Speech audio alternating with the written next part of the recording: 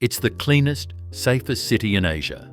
But just 60 years ago, Singapore was a struggling island with no water, no resources, and barely $500 of income per person. Expelled by its neighbours, led by a prime minister who wept on national television, it faced ethnic strife and the real threat of collapse. Yet today, this city-state runs on strict laws, not open democracy, on engineered order, not chaos. How did a place with every disadvantage become the precise opposite of its Asian neighbours? And can its success survive the hidden costs beneath that shining surface? On August 9, 1965, Singapore found itself cut loose, not by choice, but by expulsion. The news broke across the island as Prime Minister Lee Kuan Yew appeared on live television, his voice cracking and his eyes wet with tears. He called it the worst moment of his life. The separation from Malaysia was not a declaration of confidence. It was a crisis broadcast in real time. The city-state was a dot on the map, boxed in by sea and larger, often unfriendly neighbours. No army stood ready to defend its borders. British military bases were still on the island, but their days were numbered. Indonesia, just across the water, had recently sent saboteurs and bombs during the Konfrontasi conflict. Even water was precarious. Singapore had no major rivers or lakes, and every drop for drinking and industry depended on pipelines from Johor, Malaysia, pipelines that could be turned off with a twist of a valve. The island was vulnerable. The economy offered little comfort. In 1965, the average Singaporean earned $500 a year. That put the island on par with Mexico or South Africa at the time, and far behind the Asian tigers it would one day join. Unemployment was rampant. Slums and squatter settlements sprawled across the landscape. Only about 24,000 modern flats had been built, nowhere near enough for a population topping 2 million. Life expectancy hovered around 65 years, with infectious disease and poor sanitation, claiming lives that elsewhere might have been saved. The scale of poverty was stark. Social tension simmered just below the surface. The population was a patchwork, about 3/4 Chinese, with significant Malay and Indian minorities. The scars of the 1964 race riots were still fresh, with dozens killed and hundreds injured in the violence. The memory of those riots haunted both the public and the new government. Race relations were a central worry. Singapore was, in every sense, an experiment on the edge. No resources, no natural hinterland, and nowhere to retreat if things went wrong. Its leaders faced a stark reality. The island could not afford a single misstep. In those first days, survival was not just a slogan, it was the only plan available. The People's Action Party, PAP, stepped into the chaos of 1965 with a plan that would reshape not just government, but daily life. From the start, the PAP treated politics less as a contest of ideas and more as an engineering problem to be solved. Elections came and went, but the outcome rarely changed. The PAP took between 60 and 70% of the popular vote year after year. Opposition parties struggled to gain ground, facing not just the weight of history, but a system built to make their job nearly impossible. Legal controls became part of the city's architecture. The Internal Security Act allowed for detention without trial, a legacy of colonial rule that the new government kept in place. Public assembly required a police permit, defamation lawsuits, strict licensing for media, and rules around political films set clear boundaries for what could be said and by whom. The press, owned by government-linked companies, reported within those lines. Singapore's ranking in global press freedom would hover near 129th place decades later. But inside the island, the trade-off was clear: stability in exchange for constraint. This bargain was not hidden. Leaders spoke openly about the need for discipline. Lee Kuan Yew described his government as paternal, promising prosperity and order if citizens accepted limits on political expression. The deal was visible in small things, like the ban on chewing gum sales imposed in 1992. The rule became a global symbol of Singapore's approach: no detail too minor, no disruption too small to regulate. Vandalism brought the threat of caning, while drug trafficking could mean a mandatory death sentence. The message was direct: rules kept the city safe, and the city's safety was non-negotiable. Other Asian cities, from Manila to Jakarta to Delhi, took a different route. Messy elections, vibrant media, and noisy protests were part of daily life, but so were traffic jams, corruption scandals, and periodic unrest. Singapore's leaders saw these as cautionary tales. The PAP model was not just about keeping power, it was about delivering results. Roads were clean, streets were safe, and the trains ran on time. In return, Singaporeans accepted a system where the boundaries were clear and the government's hand was everywhere. For most residents, the bargain held. The city's rapid transformation from slum to skyline, from poverty to prosperity, built a deep well of trust. The PAP became more than a party. It became the institution that defined Singapore. This architecture of control and performance would shape every solution that followed, from housing to water, laying the groundwork for a city engineered to avoid the chaos seen elsewhere in the region. Singapore's skyline tells only half the story. At street level, the real foundation is built from concrete, steel, and social engineering. In the wake of independence, the government launched an audacious campaign to house its people, not in scattered slums or private towers, but in vast new towns, designed and built by the Housing and Development Board, HDB.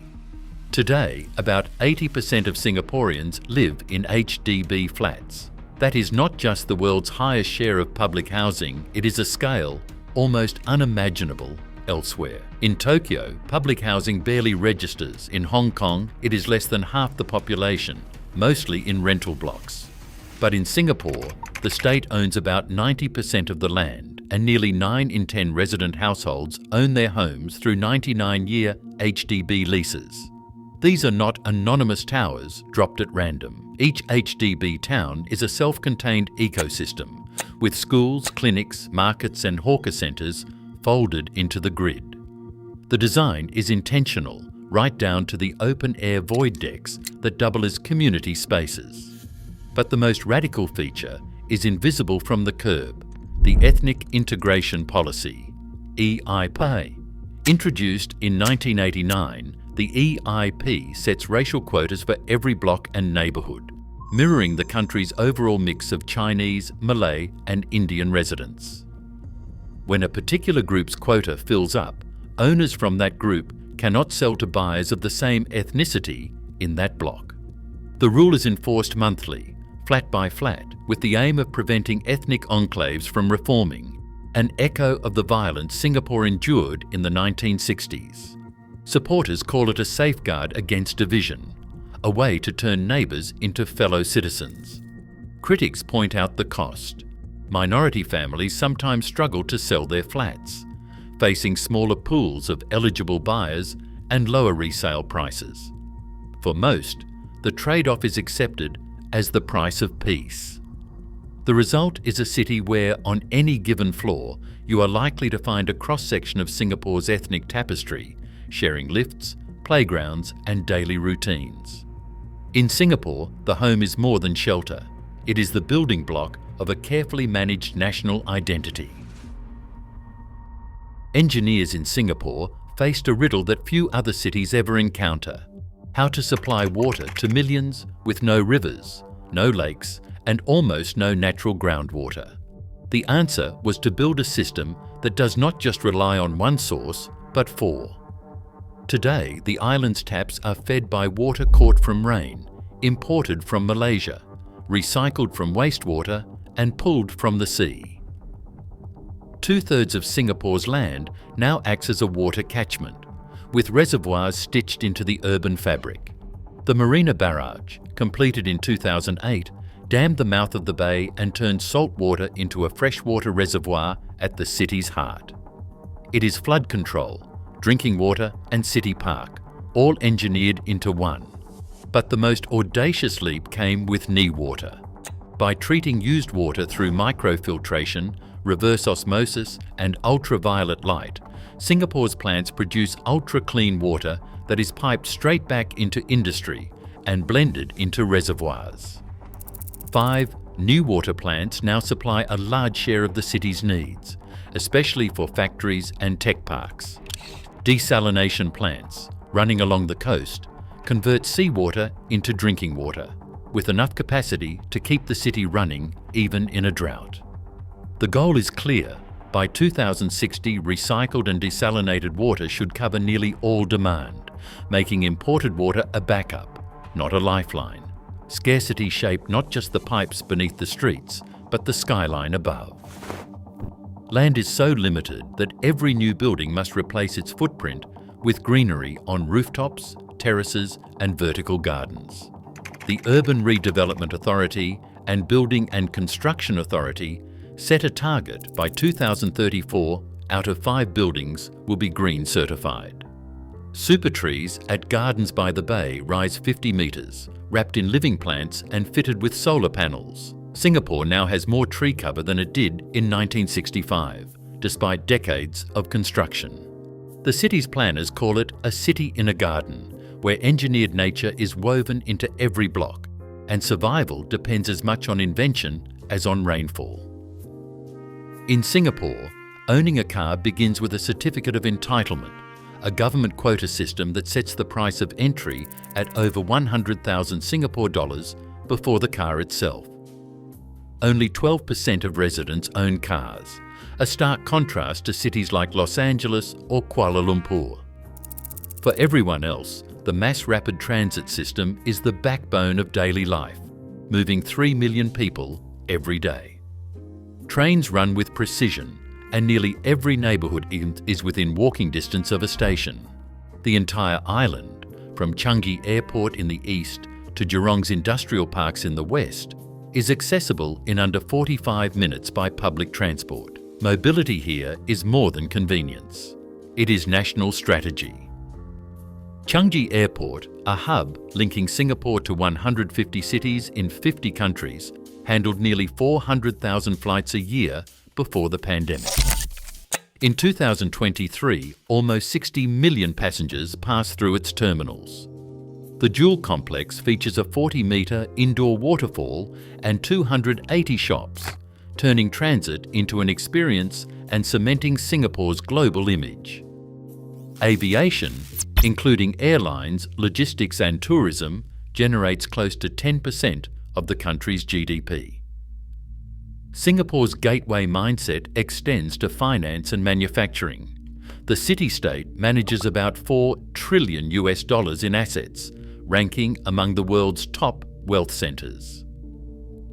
It refines more oil than almost any city without its own crude reserves, and it produces roughly 1/10 of the world's semiconductors. Education powers this engine. Singaporean students consistently lead global rankings in math, science and reading.